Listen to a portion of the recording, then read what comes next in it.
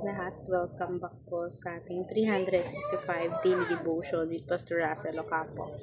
So, ang topic po natin for today is God works in mysterious way. At syempre, patuloy pa rin tayo sa ating Bible Character Edition.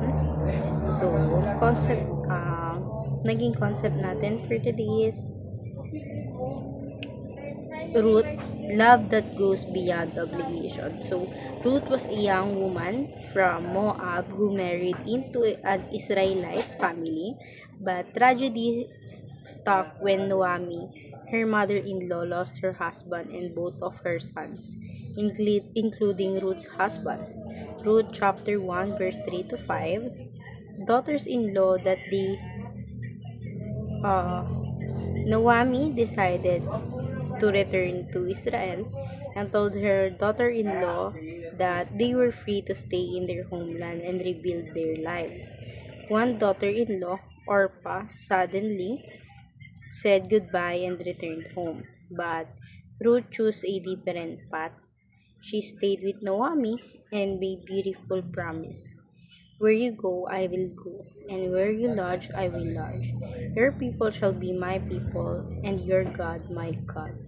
Ruth chapter 1 verse 16. Ruth was not required to do this. By law and culture, she was free to leave. Yet, Ruth chose loyal love. She left her country, her family, and her future security to care of her Naomi, and following Naomi's God. The Bible often calls this kind of faithful love covenant love, and a love that stays committed even when it's called difficult. Ruth's story also shows God's sovereign grace. Ruth was a foreigner, yet God brought her into his people and later into the family line of King David and the Messiah. Ruth chapter 4 verse 17 and Matthew chapter 1 verse 5. God was quietly working through Ruth's loyalty to accomplish his greater plan of redemption. Ruth's decision teaches us that true love is done meet the minimum requirement. Real faithfulness chooses sacrifices, commitment, and devotion because it reflects the faithful love of God Himself. At makikita natin ito sa Ruth chapter 1 verse 1. In the days when the judge ruled, there was a famine in the land. And a man of Bethlehem in Judah went to Soron in the country of Moab, he and his wife and his two sons. At ngayon for sure po yung mga natutunan ko sa naging topic natin for today. Magsisimula tayo sa ating teaching.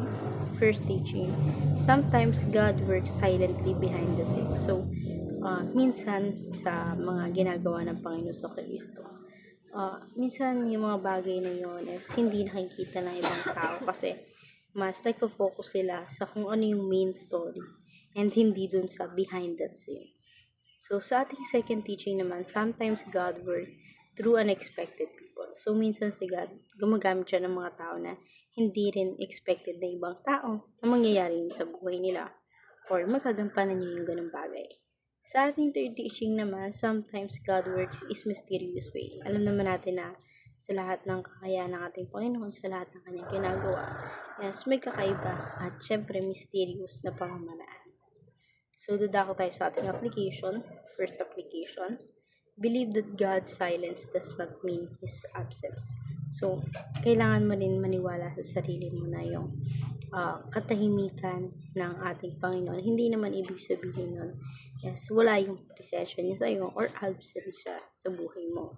Sa ating second application naman, do not think too highly of yourself or too little of yourself. So, huwag mong titignan mataas yung sarili mo.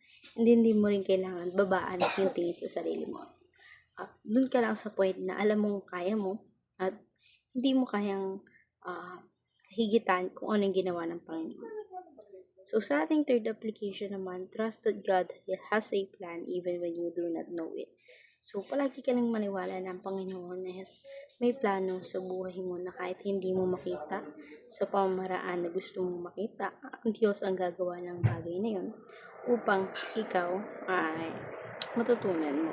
So, sa ating dive deep, sa ating last part, which is in discussion, why is it important to believe that God is always work, even He seems silent? Para sa akin kasi, gusto lagi ng Panginoon na nag-iisip yung tao sa Kanya na kung kaya ba itong gawin sa Kanya. Siyempre, kailangan natin maniwala sa lahat ng sasabihin niya. Kasi kung di ka maniniwala sa sasabihin ng ating Panginoon, mag-iisa ka na lang na parang walang kwentang bagay. So, ayun lamang po for our today's discussion. Thank you for watching.